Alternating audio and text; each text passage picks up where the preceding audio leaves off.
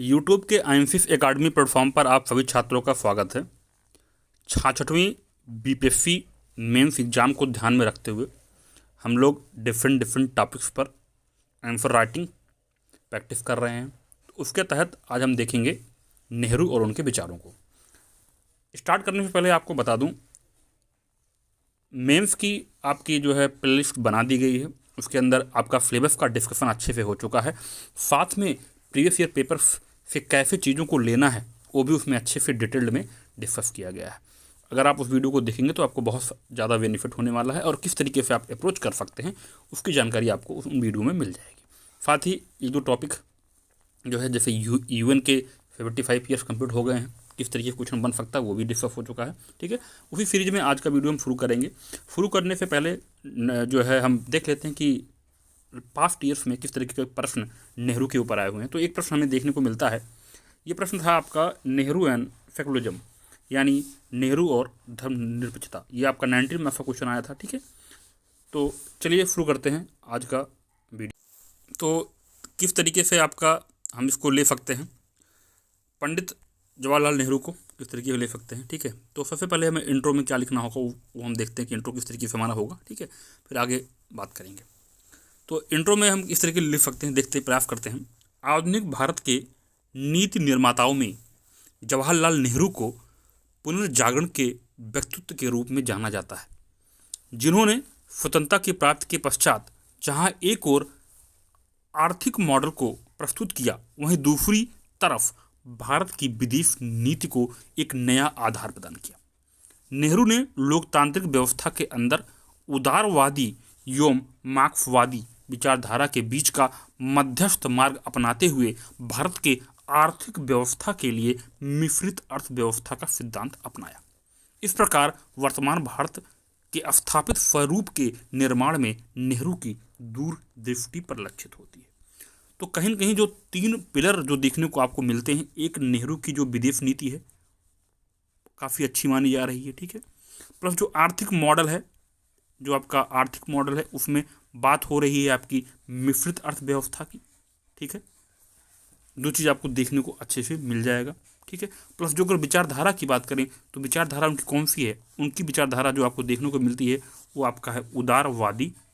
ठीक है, उदारवादी विचारधारा है और मार्क्सवादी, उनके बीच के समन्वय को लेते हुए नेहरू जी ने जो है भारत निर्माण में एक अहम भूमिका निभाई। तो एक तरीके से हमने बेसिक चीज़ें देखी, इसको और भी अच्छे तरीके से आप बना सकते हैं, जो कि आप जो है कमेंट करके अपना इंट्रो दे सकते हैं। ठीक है, तो डिफरेंट विचार होते हैं, तो हर एंगल देखेंगे, चाहे आपका पॉलिटिकल एंगल हो, ठीक है, हिस्टोरिकल हो, ठीक है, इकोनॉमिकल एंगल हो, ठीक है, सोशल एंगल हो, हर एंगल को देखते हुए चलेंगे। प्रश्न कहीं से भी आएंगे, आप जो है एक बेसिक आइडिया लेके चलोगे तो आपका प्रश्न जो है आसानी से बन जाएगा।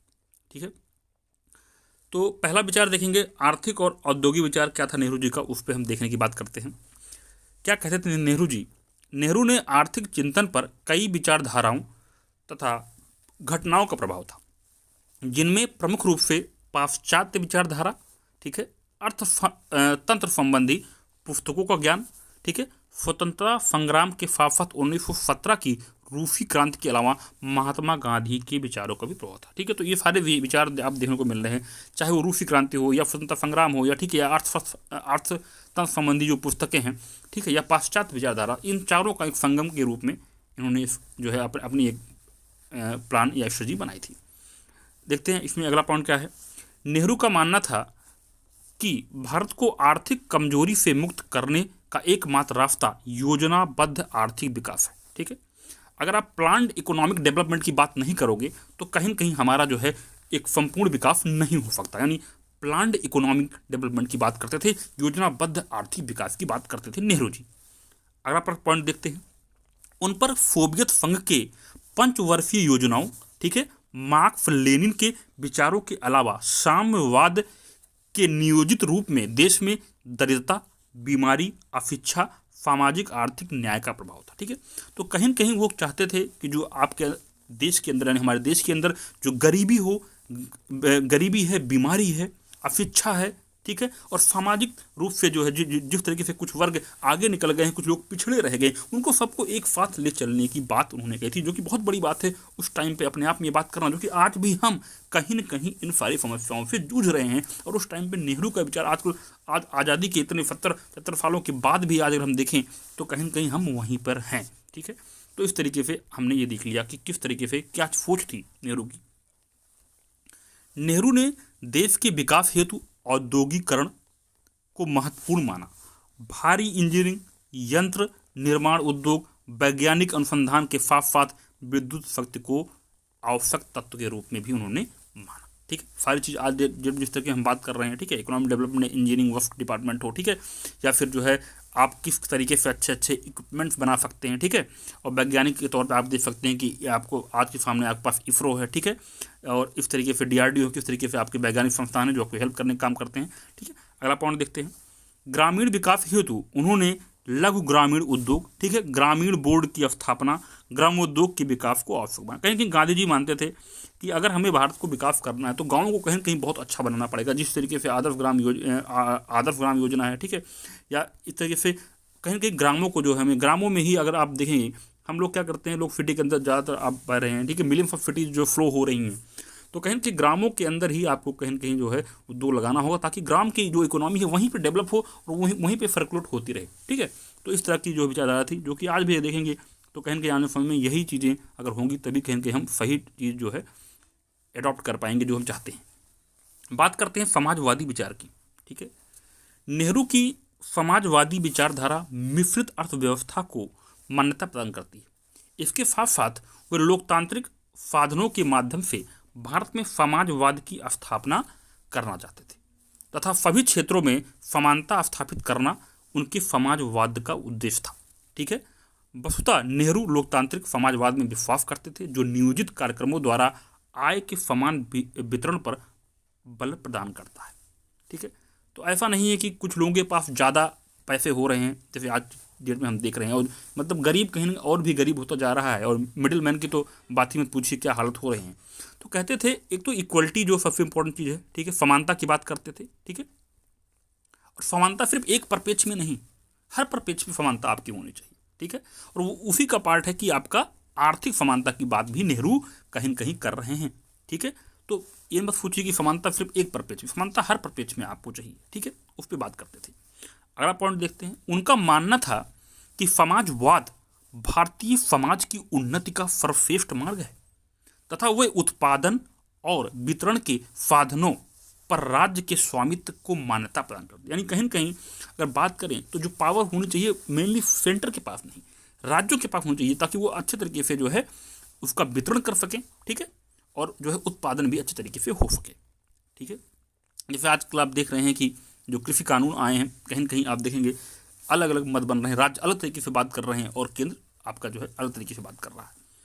बात करते हैं 1936 के लखनऊ में कांग्रेस के अधिवेशन में स्वीकार किया था कि समाजवाद के प्रति उनका आकर्षण मानवतावादी ढंग का न होकर आर्थिक स्वरूप का है, जो कल्याणकारी राज्य के आदर्श पर आधारित है, ठीक है। एक पॉइंट ये हो गया आपका। अगला है उनका राष्ट्रीयकरण में विश्वास था तथा वह उत्पादन के साधनों में वृद्धि कर पूर्ण रोजगार की प्राप्ति पर बल देते थे, ठीक है।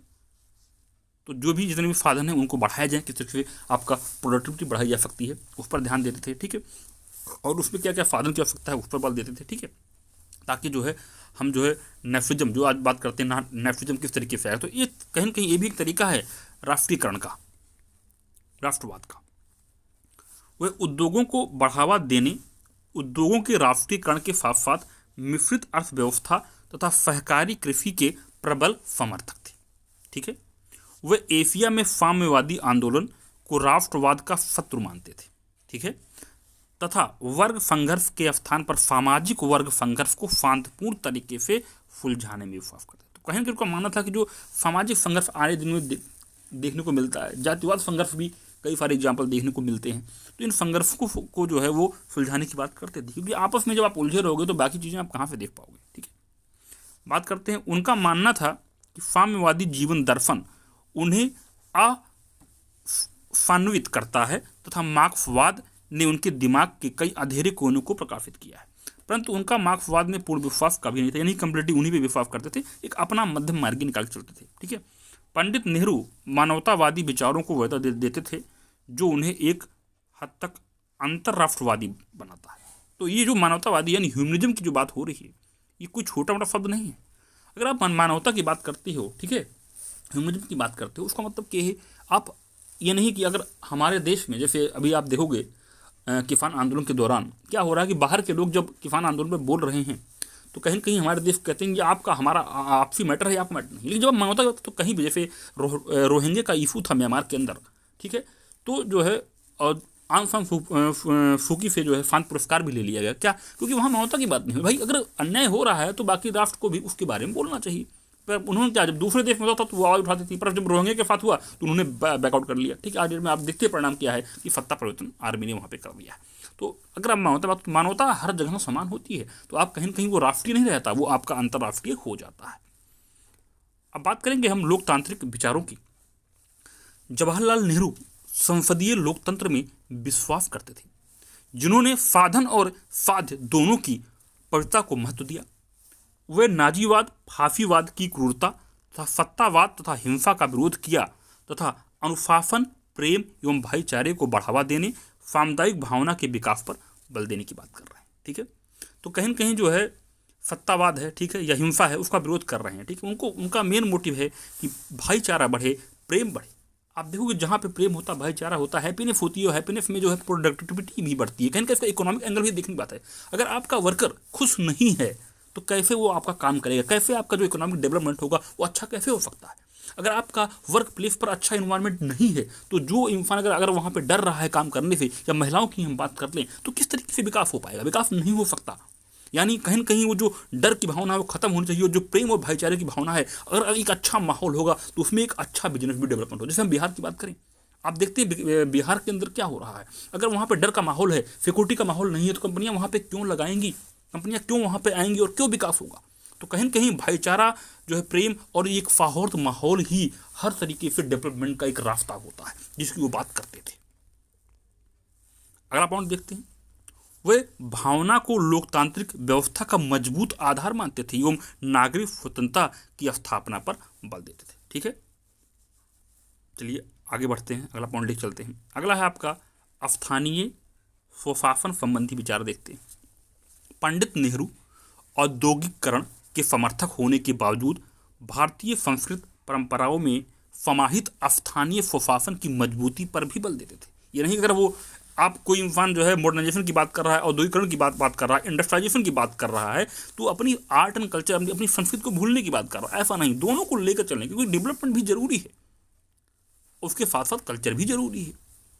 उन्होंने सामुदायिक विकास कार्यक्रम, सहकारी समिति तथा सशक्त ग्राम पंचायतों के विकास पर बल दिया तथा ग्रामीण अर्थव्यवस्था को सुदृढ़ करने हेतु सहकारिता के द्वारा, ठीक है, जो है आपका आत्मनिर्भरता की प्राप्ति पर भी बल दिया। जैसे आप भारत सरकार ने कहीं ना देखिए आत्मनिर्भर भारत आपका आ चुका है, और इसकी बात जो है पहले हो चुकी है। नेहरू के विचारों में दिख रहा है, गांधी के विचारों में दिख रहा है आपको। जो आत्मनिर्भरता ये आपका लॉन्च हुआ है, कहीं कहीं ये पुराने विचारों के ही एक बल है जिसको अब लॉन्च किया जा रहा था। नहीं, आत्मनिर्भरता चाहिए, बहुत जरूरी है। अगर जो है आप पूरी इकोनॉमी, गांव की बात अगर एग्जांपल मैं ले लेता हूं, अगर ग्राम की बात लेता हूं, अगर पूरी इकोनॉमी यहीं पे सर्कुलेट होती है, यहीं पे आपका प्रोडक्शन हो रहा है, यहीं पे आपके रॉ मटेरियल भी आपको मिल रहे हैं, ठीक है। जैसे अगर बिहार की बात करें, मखाना की बात हो रही है, मखाना इंडस्ट्री की बात, अगर जो वहाँ पे मखाना उत्पादन हो रहा है, अगर वहीं मखाना इंडस्ट्री यानी फूड प्रोसेसिंग यूनिट लगती है, ठीक है, तो कहीं ना कहीं जो मखाना के हमारे किसान हैं उनको जो है सही दाम भी मिलेगा, और यहाँ पे जो है एक सीधा दाम उनको फायदा मिलेगा, ठीक है। अब रादर यहाँ से मखाना उठ के कहीं सिटी के अंदर जाए तो उसको जाने में ही जो आपका कॉस्ट लग जाएगा वही ज़्यादा हो जाएगा, और उसके बाद जो है जब उसकी पैकिंग पड़े तो आपको एक बहुत ही ज़्यादा दाम पर वो चीज़ मिलने वाली है, ठीक है। और साथ में अगर बात कर रहे हैं तो कहीं ना कहीं जो मखाना इंडस्ट्री वहीं लगेगी तो वहीं से भी आपको वर्कर मिल जाएंगे, बाहर से वर्कर लाने की जरूरत नहीं पड़ेगी। तो इस तरीके से माइग्रेशन को भी रोकने में कहीं ना कहीं आपको सहायता मिलेगी। चलिए बात करते हैं।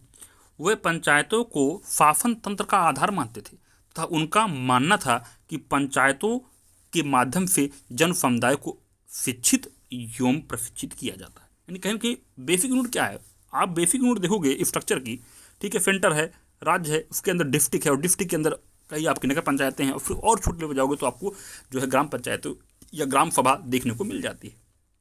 तो वहीं से ही विकास जब होता जाएगा तब आपका होगा, ना कि यहाँ से मूवमेंट होना शुरू हो जाए तो आपकी जो है मिलियन सिटी का जो फ्लडिंग है, जो बाढ़ आई पड़ी है, वो आपको देखने को मिल जाएगी। तो वहीं पे ही आप क्या करिए, वहीं पे स्किल डेवलपमेंट की और वहीं पे एजुकेशन की जो है पूरी तरीके से व्यवस्था, अच्छी व्यवस्था होने की जरूरत है। ठीक है,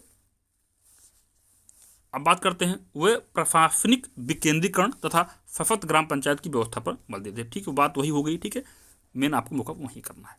अब नेहरू जी के विदेश नीति की बात कर लेते हैं। जवाहरलाल नेहरू की विदेश नीति भारत की औपनिवेशिक दासता से स्वतंत्रता के पश्चात शीत युद्ध काल में निर्मित हुई थी, जिनके आलोक में उन्होंने राष्ट्र की संप्रभुता एकता की स्थापना करने हेतु पंचशील गुटनिरपेक्षता के सिद्धांत को अपनाया। नेहरू की विदेश नीति के मुख्य जो है बिंदु हैं, क्या क्या देख लेते हैं। पंचशील की बात करते थे, गुट निरपेक्षता की बात करते थे, राष्ट्रमंडल से संबंध की बात करते थे, असंलग्नता की बात करते थे, अफ्रीका एशिया एकता की बात करते थे। भारत को महाशक्ति बनाने का सपना भी नेहरू ने देखा था। नेहरू के मानवतावादी विचारधारा उनके अंतर्राष्ट्रीय संबंधों संबंधी विचारों में भी परिलक्षित होती है तथा वे राष्ट्र को संकीर्णता के बंधनों से मुक्त कर एक ऐसे राष्ट्र के रूप में निर्मित करने पर बल देते थे जो प्रतिद्वंद्विता के स्थान पर सहयोग को महत्व प्रदान करता हो तथा जहां आर्थिक समानता, राजनीतिक, सामाजिक एवं नैतिक समानता स्थापित हो।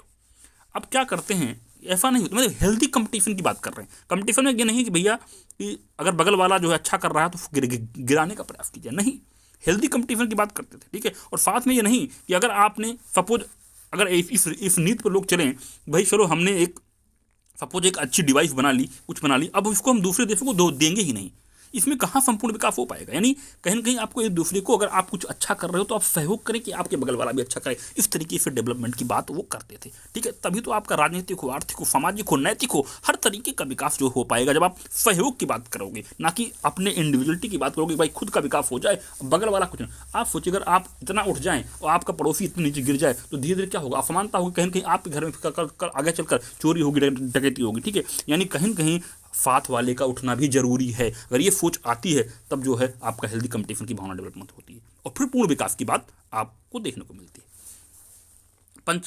पंचशील सिद्धांत क्या था उसको देखते हैं। 29 अप्रैल 1954 को भारत के प्रधानमंत्री पंडित जवाहरलाल नेहरू एवं चीनी प्रधानमंत्री चाउ एनलाइन के मध्य तिब्बत की संधि के दौरान शांतिपूर्ण सह अस्तित्व संबंधी 5 सिद्धांतों का प्रतिपादन किया गया, जिसे पंचशील कहा जाता है। उसमें किस तरह की बातें हुई तो वो देखते हैं।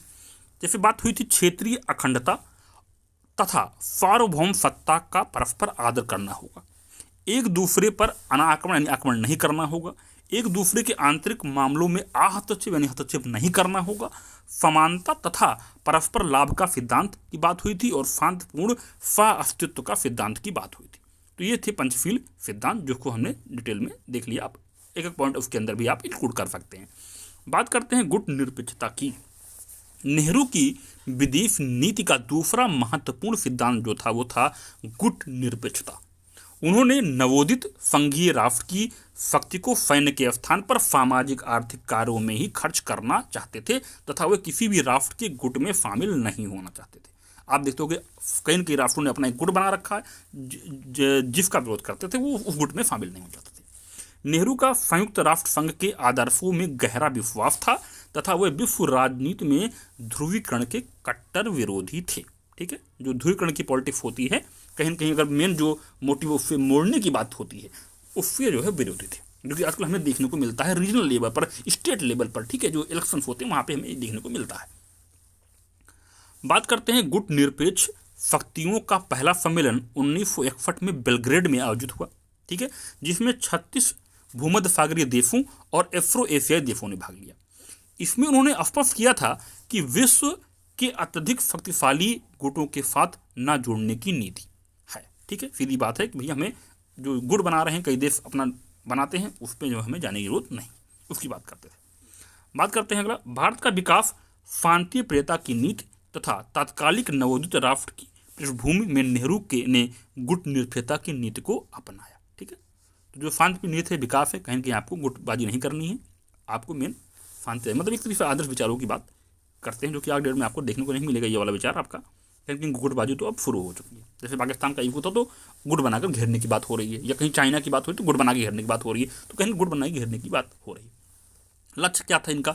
गुट निरपेक्षता को देखते हैं, जैसे अंतर्राष्ट्रीय शांति सुरक्षा कायम रखना, ठीक है, उपनिवेशों के मध्य आत्मनिर्णय के अधिकार को बढ़ाना, ठीक है, समानता आधारित विश्व समुदाय की स्थापना, ठीक है, आणविक निरस्त्रीकरण की बात हो रही है, जो आपका न्यूक्लियर टेस्टिंग होती रहती है, ठीक है, वो ना हो, कम हो, ठीक है, एशियाई अफ्रीकी देशों का समर्थन, ठीक है, अंतर्राष्ट्रीय विवादों एवं संघर्षों का शांतिपूर्ण निपटारा, यानी कहीं तो शांति की बात कर रहे हैं, ठीक है, प्रेम की बात कर रहे हैं, भाईचारे की बात कर रहे हैं, इक्वलिटी की बात कर रहे हैं।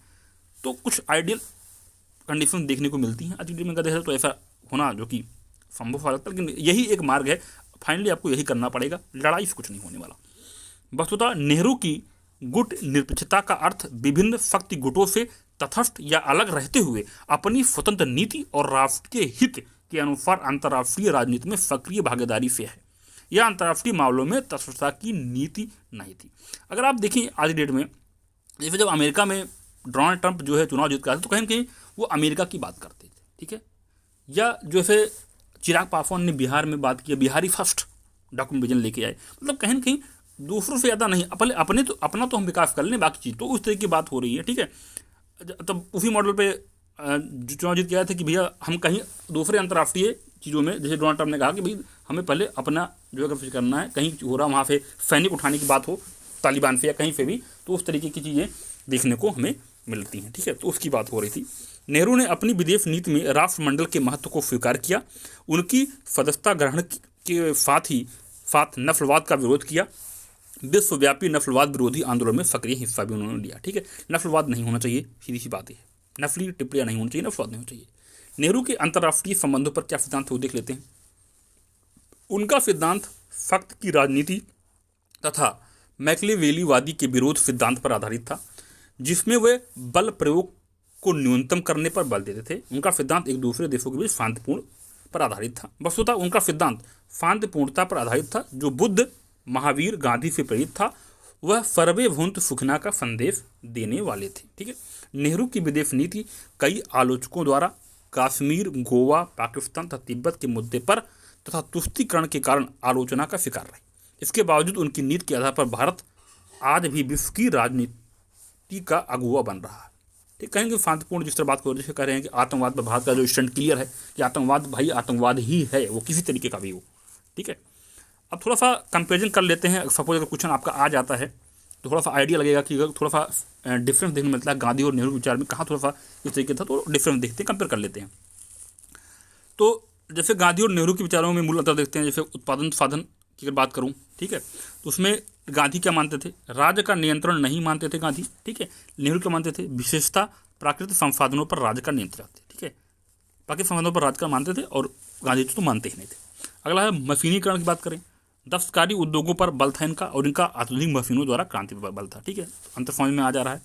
अगर बात करते हैं न्यायपिता की, ट्रस्टीशिप मानते थे गांधी जी, पूंजीपतियों के हृदय परिवर्तन से धन का असमान वितरण खत्म करना चाहते थे, ठीक है। कहीं के जो धन अगर देखें तो कहीं आज देखें तो 3-4 कंपनियों के पास सारा धन जा रहा है मैक्सिमम, ठीक है, 90% तो उन्हीं के पास चला जा रहा है। तो उस तरीके से असमानता जो है उसको खत्म करना चाहते हैं। नियंत्रण अर्थव्यवस्था द्वारा पूंजीपतियों की संपत्तियों पर रोक के पक्षधर थे। ये भी कहीं कहीं बात आती है कि भाई संपत्तियों पर कहीं जितना ज़्यादा ना बढ़े, ठीक है।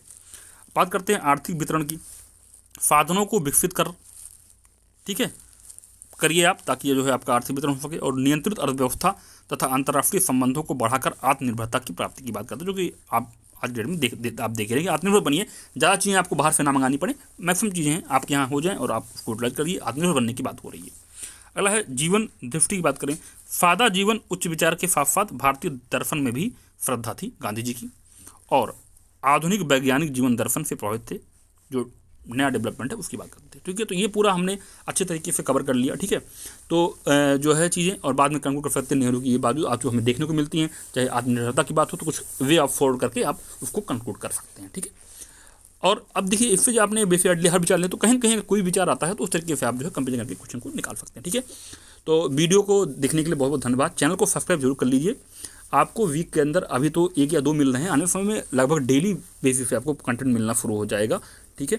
और वीडियो को ज़्यादा शेयर करिए, लाइक करिए, लाइक करना ना भूलें और शेयर करना ना भूलें, ठीक है, ताकि मोटिवेशन बने ठीक है, मेन मोटिव है किस तरीके से, क्योंकि मेंस के फील्ड में आपको बहुत ही कम चीज़ें देखने को मिलती हैं रेगुलर बेसिस पे, काफ़ी समय है आपका मेंस के लिए, ठीक है। प्रीलिम्स के लिए भी कंटेंट आने शुरू हो जाएंगे, तो चैनल को सब्सक्राइब करना बिल्कुल ना भूलें, ठीक है। वीडियो देखने के और प्लेलिस्ट जरूर फॉलो करें, प्लेलिस्ट बना दी गई है, उसमें और भी चीज़ें आप देख लीजिए, फ्लेवर अपने आप पे भी आप प्रैक्टिस करें, क्वेश्चन को जो है आप जो है स्ट्रक्चरिंग करने का प्रयास करें, साथ ही जो है उसको कमेंट जो है करके आप पोस्ट करना जो है ना बोलें, जिससे जो है कॉपी भी आप देखिए किस तरीके आप स्ट्रक्चरिंग कर रहे हैं, ठीक है। तो वीडियो देखने के लिए बहुत बहुत धन्यवाद।